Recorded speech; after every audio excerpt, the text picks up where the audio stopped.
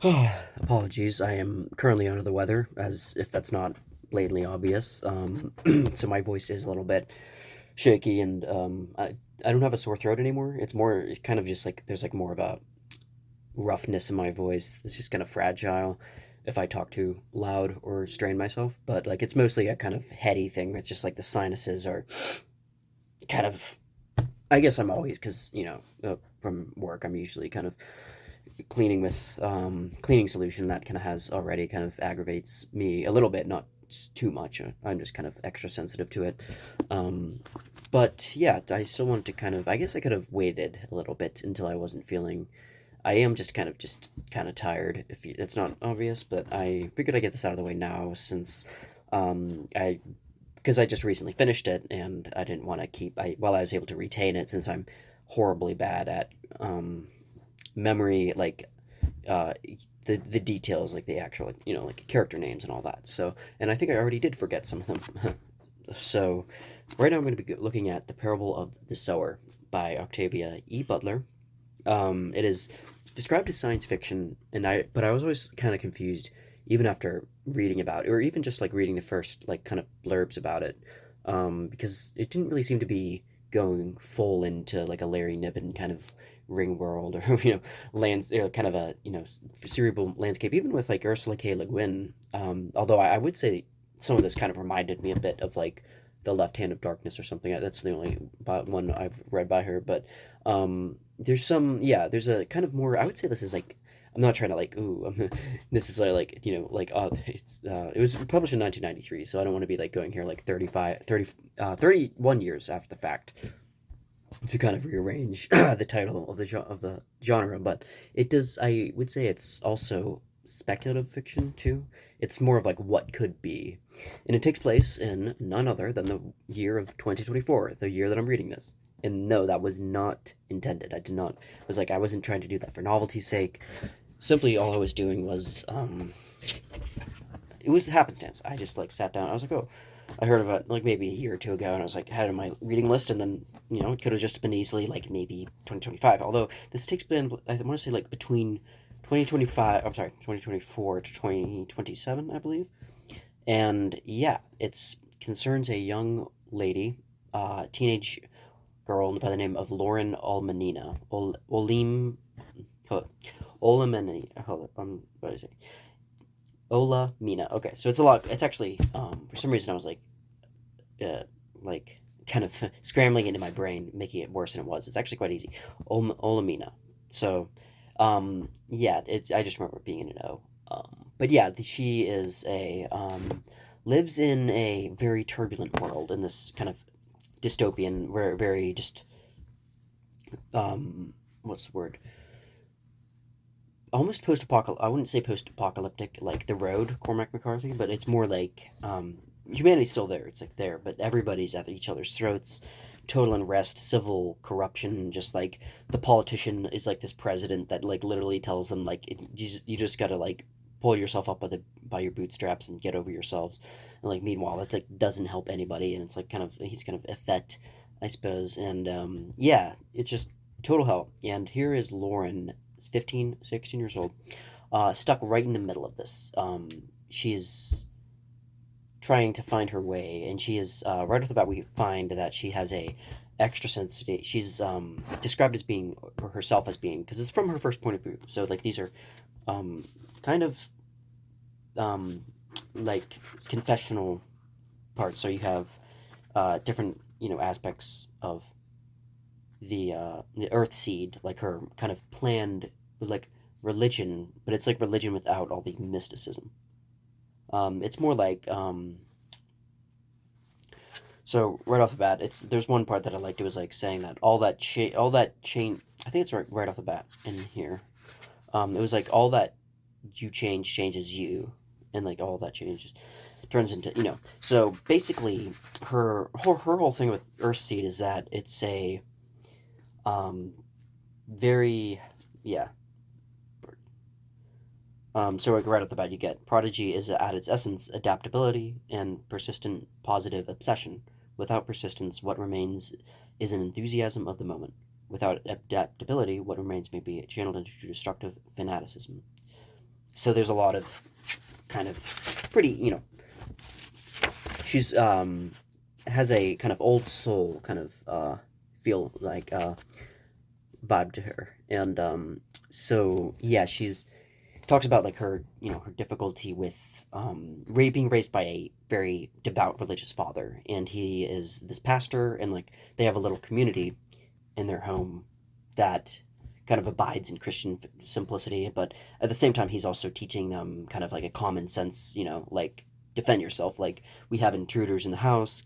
Get yourself a gun and defend yourself. Like I trust you. Like he goes out and teaches them how to like defend themselves and like like how to like kind of attain marksmanship. And it's not in a way just to be like, yay, let's go out and just kill people and just for willy nilly. It's only strictly self defense. And because of this, Lauren inherits because of this extra ultra sensitivity, hypersensitivity.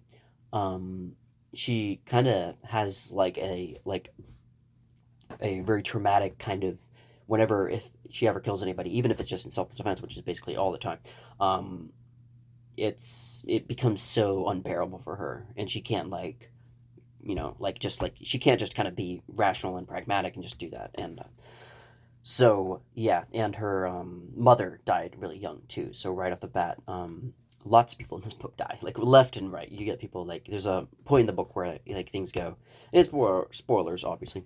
I don't know if they at this point like you realize that if you see my mug, it's gonna be spoilers. So, um, but yeah, there's a lot of unrest, violence. Like the big theme is like a certain kind of envy that's breeded, and it's like hate kind of breeds hate. And that's what I thought about this. Was like it's not so wacky science fiction in the sense that they're going off in spaceships and there's actually no space really involved. I mean, there is Earthseed is meant to be. She described it as our mission is for the stars, like to be among the stars. I think she said. So she has this kind of vision that's clear cut and like it's both kind of vague enough, not in a bad way, but it's vague enough that it's like it could be almost kind of Gnostic, and it's a bit kind of Buddhist. One of the other characters says this later on, compares it to Buddhism, and then she's like, "Well, yes, but in Buddhism, there's more of a denial of suffering, whereas this is like more of I kind of accept suffering as a way of not wu wei, but I don't know if there's another Eastern mystical kind of idea there. Probably a lot of them can kind of, but like this idea that you just embrace the change and the suffering. So like all of this stuff that's happening around you, um, let it change you, let it alter you, and because of that, you'll let yourself grow, and you'll let yourself. And in a sense, there's maybe a kind of a Nietzschean weird thing where it's like people are just doing what they do without really, no morals whatsoever, just completely just wreaking havoc wherever they see fit, and like no, on their whims and caprices, and it's completely. It's like kind of like it's not even the meek shall inherit the earth. It's like she's being taught all this stuff about kind of contradictory. Oh, it almost seems contradictory. It's like to be meek, yet to be to be gentle, yet to also defend yourself. It's like kind of a how do you like if somebody's really like she has to. That's why Lauren, Olamina is so she learns to be very like fiery, independent, and like defend herself. And right off the bat, like I think she tells her friend right off the bat early on in the novel that like for her to like educate herself and like listen, like don't like yeah, reading books as a as in the same way that we read books, I guess, is like kind of like um not a cardinal sin, but it is kind of like useless if you think about it, almost in like a weird evolutionary kind of survival of the fittest sense. It's like it's these like reading books, no matter how like no matter how helpful and edifying it is, it does seem like a little bit like it's not concomitant. It's not like evolutionary, and I'm not even sure how much of evolution I really understand. But the memes and the memology and how there's different genes that you inherit, and there's like a whatever like what point like what even if it's micro or macro over time, the fact that is that extreme self-awareness and like mental navel gazing almost doesn't have like much of a. I mean, I guess like there is survival of the fittest, and now it's survival of the smartest. I guess in the information age, apparently. But these are all kind of like conjectures and stuff. But yeah, Lauren, is stuck in this world where she has to defend herself, and there are people that are just kind of, like intruding their houses, and there's also this strange drug too that um, that people get caught a whiff of, and it's like a very potent kind of not psychedelic, but it's more of a I can't remember what it's called, but like people take this drug and I don't know if they smoke it and ingest it or inject it, but it it makes them see like it makes them want to like watch fires, like it makes them want to like set and like watch people's you know whatever it is, like people's houses, particularly people's houses, let's be honest, to watch it like burn down and to like just kind of see it's like a weird kind of like euphoric kind of state, I guess, like of numbness, I guess. Kind of reminded me a bit of Aldous Huxley, or with like the what was it called, the feely, the was it the feel like the feely type stuff that they took, like the it had a certain name that they that numbed them to basically just kind of endure kind of like just basically passive stimulation, I guess, for a period of time, just to make them like less critical, I guess. Yeah, and so Lauren, there's um, she's talking to her friend, who's basically her best friend, and they have kind of a, I'm gonna say it's a falling out, but it is a bit of a rift between them when she tells her that she has to like get educated on this stuff. It's like you have to be, aware that that horror is coming, and then starts talking a little bit about Earthseed and all this stuff, and right off the bat, she's like kind of mortified and like is like, no, like you're being pessimistic, you're being way too, but she's like, she's Lauren's trying to go at it from a tough love kind of aspect of like, there are things that are happening in this world that are horrible, and like you have to just be ready for it, or if like she's very security, she's focused on a certain sense of like her and the security of those she loves, so her community, and they've insulated themselves and they're ensconced in this little I think it's like near California,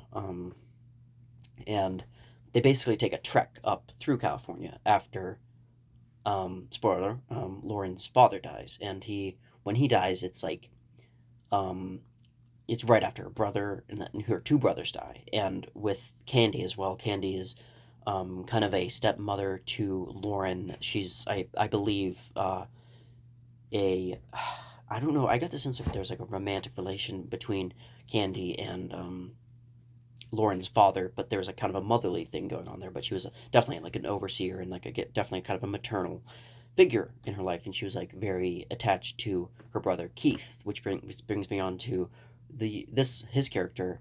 So he's supposed to be 13, 14. So right off the bat, we get this foreboding sense that he's a little bit, off his, like it isn't at his best mentally mature kind of state. He's basically just, like right prepubescent years, are the worst, and especially, since Keith also kind of matures. All the Olaminas have like, they're big and they're kind of naturally, genetically, I guess, bigger. So like I guess he gets a sense that he can kind of run away from home, like from the security net that they have, and this like upsets Lauren a lot. Like she's like very very upset. Like she's like, her and her brother are like almost dual opposites. Like he's like, go out there in the world and just like, just like screw what other people think, like screw the naysayers, and just, I'm just gonna fend for myself. I'm just gonna, rather than have to like, sit in this boring house, I'm just gonna go out, and if I get killed, I get killed. That kind of barefaced kind of trailblazing attitude he has. Um, and that's leads to his downfall. Like he ends up dying because of it. Like somebody shoots him, I think, and kills him. I think because he had a gun on him too. So it was like kind of a draw, a luck of the draw there. But yeah, it's like that's kind of, it's almost like a wild, wild west on all ends, and it's just yeah, it's like this is a hellscape of a world, and but at the same time, Lauren also talks about her not just being upset, but also saying that she hates her brother. She says like, I hate him for doing this. Like I hate him for, which is very like an understandable. Like you feel like even though she, you get the sense that she doesn't mean it. Um, you get the sense that because she's just feeling these strong emotions of like compassion for the ones that she loves the most, and like, and because Keith overstepped those bounds and like kind of made his father and like Candy totally completely like shocked and like and scared for his survival, and they were going out trying to find him. And yeah, he does this multiple times. So this kind of each time it's like a kind of another punch in the gut for Lauren, and yeah, I just feel kind of bad for her. I feel bad for everybody in this novel, but yeah, especially Lauren because she feels like everything. So yeah, so at this point, there is a kind of, I don't know how to describe it, like a changing points, like a kind of altering where things start to break down in even more than you would have expected. Like the things that you thought they were the most of the ready for, they weren't like it quite prepared just enough. Like so with the whole like thing with like the there was more lootings and there was more so basically what happens is like their house gets I think the Olamina house gets burnt down, and then she's basically homeless, and then her father is killed as well. He's basically goes up missing, and it's like he's presumed dead, because just because of the odds. And yeah, they all. What happens is because Lauren basically loses everyone she knows aside from like one childhood friend, and there's another character that she was in love with that and then there's a kind of a thing where like Lauren had a sense of like being almost like a little bit of a not a diamond in the row but kind of a an old soul but mixed with a kind of almost a slightly worldly aspect, like um some reviewers said like she has she kind of like sleeps with whoever she wants, kind of some of them sometimes she's like doesn't she gets angry, she's imperfect, and I think that's like Butler does that as a means to kind of paint her as like a not only like kind of atypical like almost messianic like overly trying to paint her with those brushstrokes of like glorious and like she's such a perfect Mary Sue, but like kind of paint her in a picture of um like in the same way that Elizabeth Salander from The Girl with the Dragon Tattoo was totally kind of like way like awfully like incompetent in some areas and social areas and interactions, and she was um but with Lauren it's more so her gauging with like relationships, like who's gonna like or her um sometimes her sensitivity takes the better of her. In fact, Keith actually says that like like you wouldn't last a day out there with your condition, which he shared with her mother, by the way. I'm not sure if I mentioned that. Lauren's mother also had this. So yeah, there's a lot of to unpack in this novel. At about what 350, 400 pages. Yeah, it's quite, and I felt like you could kind of get through with it. And it wasn't written in such a way. That's why I thought at first I thought it was something I heard.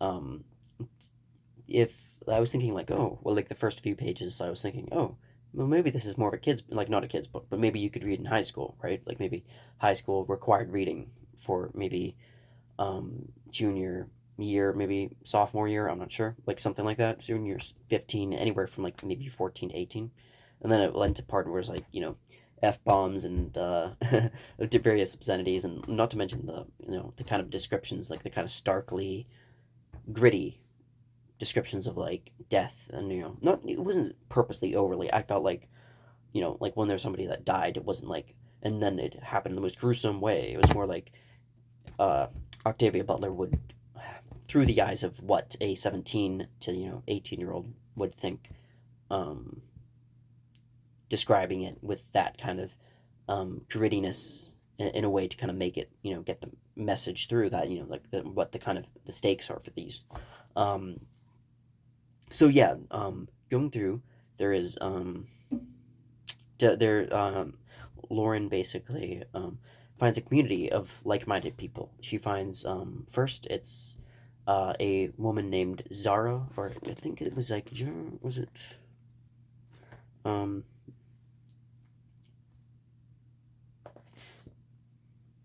she talked about going up to with she had a child with her and it started with Z. Um Harry, and then Zara. Yeah, I was like somewhat close. Surprising. Zarha,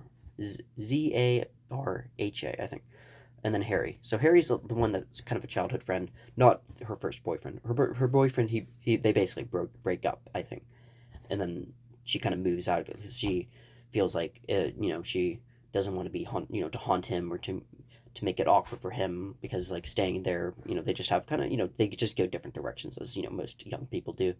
Um, I mean, I can't imagine really knowing what the hell I wanted when I was 17. So, but yeah, so she stumbles upon Harry, who is a kind of childhood friend that I don't know how well acquainted she is with him, or if they just kind of vaguely knew each other. I kind of don't remember, but yeah, there's a kinship that she feels because they both are quick to action, and they're just she likes that the decisive like let's just go across with some other migrants maybe coming up with us, which happens too. And they go up through California. Some of them hear about how there's supposed to be like a city that's named, darn, what was it called? It had but it was a city that was supposed to be a kind of safe haven, but it was an island kind of community that. But they also heard conflicting kind of reports about how safe this place actually was. Like, was it actually as secure and as like trustworthy as they thought, or is it like a kind of were there kind of schemes and like bigger powers that were out of their hands that were like vying to kind of capitalize on certain things, like regardless of human life. Nobody really knows. So basically, yeah, there's a lot of what ifs and stuff in this, and then basically, yeah, they go through California and rugged through, just kind of rough. What's the word? Kind of hiking through.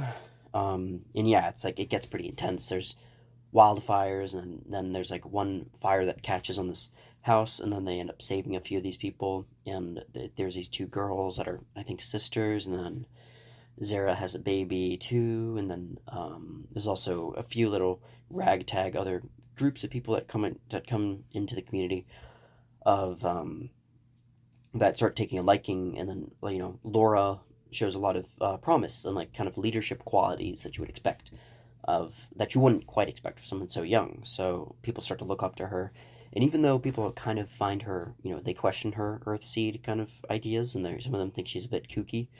Um, some of them think like, oh, like I don't get like why is it like accept change, like why, like I think Harry argues with her and says that like there's Harry kind of like maybe is like kind of looking towards more simplistic nominal Christianity that he grew up with, while Lauren kind of is like subverting that a little. I think like she's saying like, yeah, God isn't this distant metaphysical deity that's just outside, or even one that's intimately involved. He's not even, but or God is the very essence of like communal change, I think. So of just of growth and adaptation, and like there's a bit of Darwinianism in there. There's a bit of just kind of socio-economic slash cultural adaptability, and like attenuating one, or attuning one's uh changing one's worldview a bit, like like context, like everything is due to a ever-changing context, in perpetuity, and if there's like a perennial kind of change too. It's just like it's not just one season of change, but like it's just constantly, and it's like a thing where it's like it reminded me kind of seasons too, a little bit of like like there are seasons of just complete disaster, like she experiences like right off the bat in the novel, just like death and like just endless tragedy. But there's also moments of communal harmony, people getting together, and their group gets together, and there's a older man too that is revealed to be a little bit richer than like he puts off, because he's like kind of traveling, but he has land the up in, I think he said, on the east coast, like on the like New England side, and he ends up kind of revealing this to Lauren, who they end up actually starting a relationship.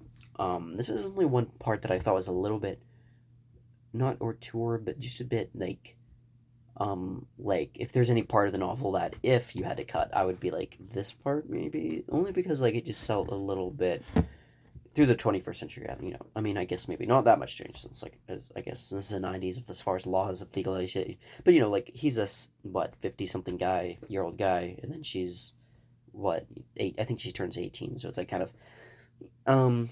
I mean, I'm not one to moralize and be like, oh, grandstand, especially it's this book. I mean, it's not like Marquis de Sade's 120 Days in Sodom. So I mean, it is like he does recognize it. It's like, oh, I thought you're older, and he's like saying, oh no, what am I, a child molester now? Like I don't know if he jokes about that, but yeah, it's like a kind of a thing they bring up. So but yeah, it's a kind of interesting thing where she's like looking for kind of the security with him, and like and then he sees like a lot of promise and kind of features like up bright and a clever kind of girl that she is, and they it's I'm not too sure. She seems to be I think like maybe in hindsight like maybe the book as a whole like with its kind of um odd hangups or different areas that seem a little bit, I think it holds up really nice. And yeah, so all of them end up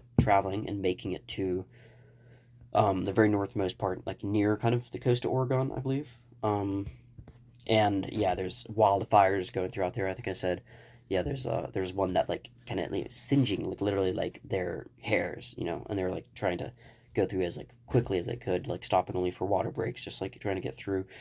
And yeah, that is a big thing, and I mean that part isn't really speculative. I mean that is a actual kind of phenomenon in California a lot, or basically anywhere, most of the places on the West Coast. So yeah, so they make it out of there, they brave it through, and then they make it to the very end, which is like a um, they're starting kind of from scratch up in this land that the older man bought, and he's like it shows quite a bit of promise, and even though like they're showing that they can grow and regrow these communities and reach an agreement and concord amongst one another, and like actually kind of create something out of the ashes and dust that they've been dealt such bad hand with. So yeah, they I just want to read a bit from the part where Lauren is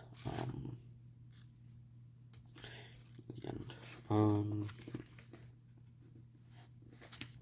But yeah, there's also the namesake of the parable of the sower was obviously the in the Gospel of Matthew, I believe in specific, although I think it's reiterated through. I don't know if it's all canonical Gospels that it's Matthew, Mark, Luke, and John. And yeah, there was a man that was like a sower out there, and he was planting seeds, and he planted some of them like on kind of ash on not on kind of a gravelly rock and hard rugged ground, and it didn't spurt and grow. The other fell like kind of more in a too loose of a soil that didn't really and fructify it, and finally it did land, and a few of them, tiny little few of them, made it onto the what's it called, the actual soil, like and it actually blossomed and turned into a beautiful tree. And that makes me think about the theology aspect of that too, because as a very confused person, skeptic, not that I'm trying to make my whole personality off of it, but the whole is this whole soul's predestination. Is it a predestination thing where God, like he's just like kind of plants seeds, and Jesus through parables, he says like through parables you only a few of these I I've communicated these things specifically to, namely his disciples, to understand. So there's a kind of a weird I don't want to say conflicting, but then at the same time isn't the heart of a lot of this stuff, like God's and Yahweh, Jehovah's kind of inability almost to just like complete lack of certain awareness, and like you see God is seen walking in the garden asking where Adam is, which is a kind of a Gnostic kind of thing that the that I think in the Nag Hammadi, I think in the Nassans, I believe, that they bring up kind of inconsistencies, and like how this kind of god is actually a false god, a Yaldabaoth, or a demiurge, who kind of divinated them, not through the power, but like kind of a lesser angel. So yeah, in the same way that in the Gospel according to Judas, which is actually another Gnostic text, um, Jesus says, like, get away from me, you evildoer, or like, get away from me, you daemon, which isn't necessarily the Greek term, Socratic term of like the inner consciousness necessarily, but it's more of like a lesser demon. I think it's more like lesser demon. And interesting too is like the exact kind of, I don't know why I'm going off on this now. But yeah, Alex O'Connor mentioned it. I think it's talked about like the exact kind of translations of like different words, and like the fact that in Genesis, obviously the account of the fall and God moving at the face of the water, all these things that we so have been kind of carried through time orally and have persevered. Words that have been. It's like like Satan was one of the most cunning of the creatures in the garden, and cunning, but also in the Greek word. I don't remember. I'm sorry, not the Greek, but the actual Hebrew word. Sorry, um, was something like meant something translated more so toward sensible, like rational. Like he was the most sensible person in the garden. So that kind of made me think a little bit. It's almost like the idea of like the tree of good and evil.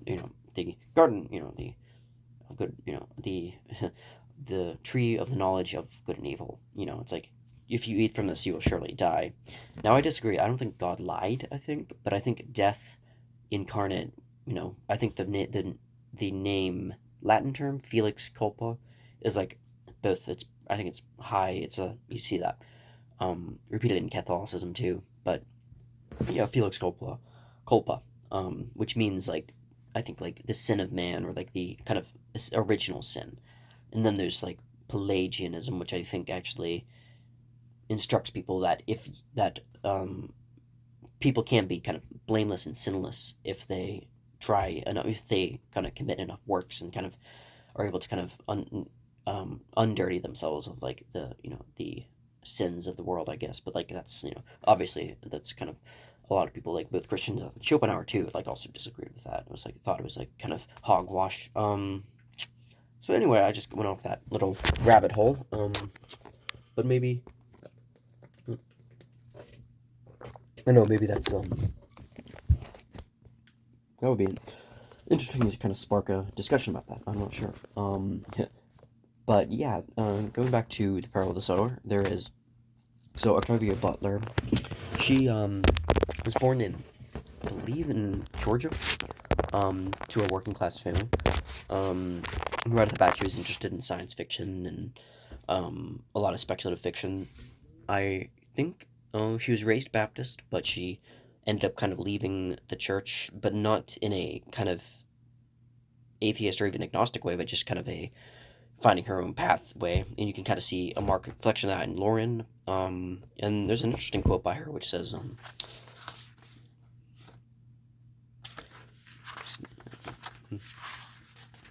yeah. So she says, right.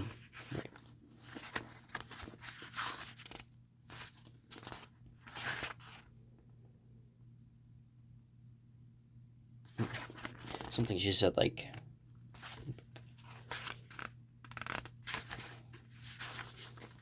it was like right in the end.